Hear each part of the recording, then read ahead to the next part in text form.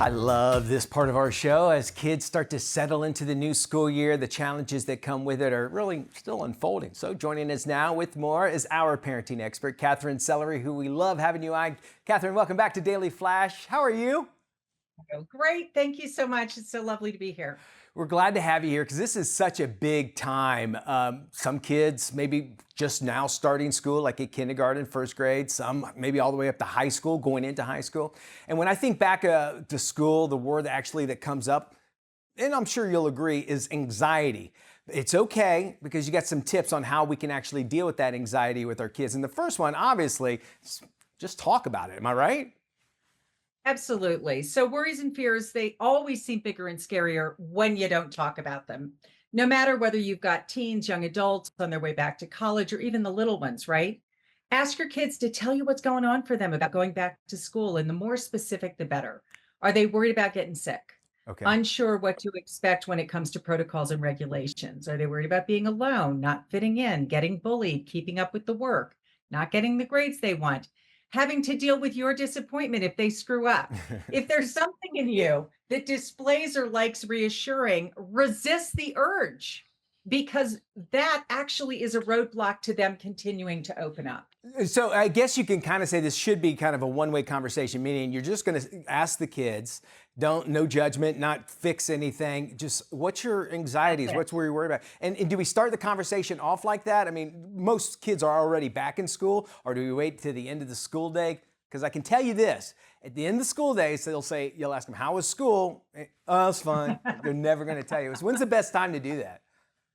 I love what you're asking about. And I would also just use this opportunity to say at the end of the school day, don't even attempt to have a Oh, conversation okay. without giving them crackers and cheese and an apple and rebuilding the glucose in the brain because kids burn glucose in the brain twice as fast as you do. Oh, wow. Okay. Yeah. So I'll So definitely do that. replenish them, basically replenish all of the resources internally so that they can, because you know what the body does, it shuts down and it just goes to working your heart and all of the things keeping you alive, but not regulating your emotions and certainly not interaction.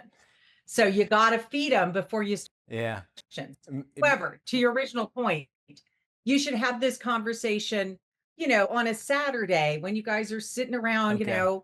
doing craft together when there's no pressure at all. Makes a lot of sense that way. I know for my parents, there was some situations, some bad situations they had to deal with it, but I just knew when my dad got home. Is that something that we should actually be ready for? Like, because your kids more than likely are going to find themselves in new situations, right? Absolutely. So, establish procedure for bad situations. The process is important because it's easier for the kid to go, okay, they built it in. So if you've got a fire in the school or an anticipated problem, like a known bully, if Okay. you've rehearsed it and gotten familiar with like the school resources, the practices, the procedures, you have an actionable list for you know what to do. You've reviewed it together. Everybody understands it. So that's so good for them to just feel more relaxed. And also at home, review your own safety procedures. Where do you go? Where's the exit? How do I get in contact with you? What do I do? How do I find a trusted adult? So it's important for both of you to figure it out so that the emergencies are not quite as scary. Indeed. And the safety word, they also establish a safety word, which you definitely can know if you're ever in a situation that they can get out of, or if they're in a problem, they can mention that safety word. And we're talking about all this stuff. Like generally when we talk about we're worried, we think about all the bad things that are happening, but that can make things even more scarier, I can imagine, right? So focus on the positive. So when Okay. those negative thoughts arise, a really helpful approach is to get bigger than what's bugging you, what's bugging them.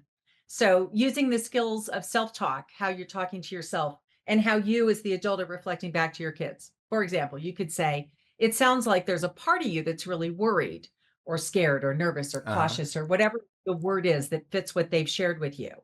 And if you were to turn toward that part and listen, what do you imagine it's trying to protect you from? Can you be with that part in a way that makes it feel completely seen, heard, and understood by you? This is the practice that helps you avoid merging with the worry.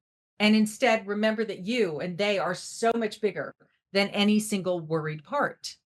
Makes So, sense. a few door openers are you excited to see your classmates, to make new friends? Are you looking forward to playing a sport? So, by teaching somebody how to be with their feelings, turn toward their feelings, and truly listen in, they can avoid being consumed by them, overwhelmed by them, swamped by them, and recognize that they don't need to define themselves by that one emotion.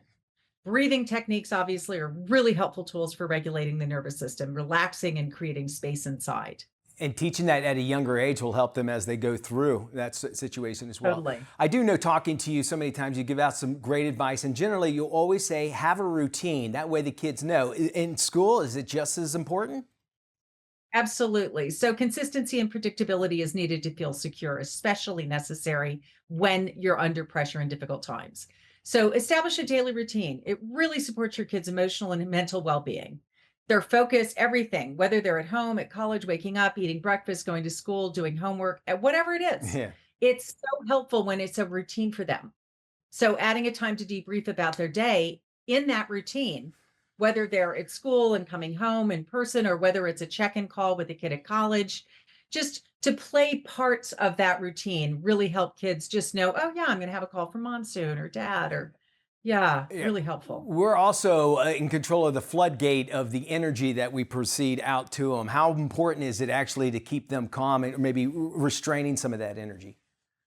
So fun. Yeah. So they're so quick to mirror our Yeah. feelings. So, mom, dads, right? Try your best to exhibit calmness and confidence when talking about going back to school, what they're going through. We have lived through a lot the last few years. Indeed. So be patient with yourself and your kids, because we're all in this together. Sure are.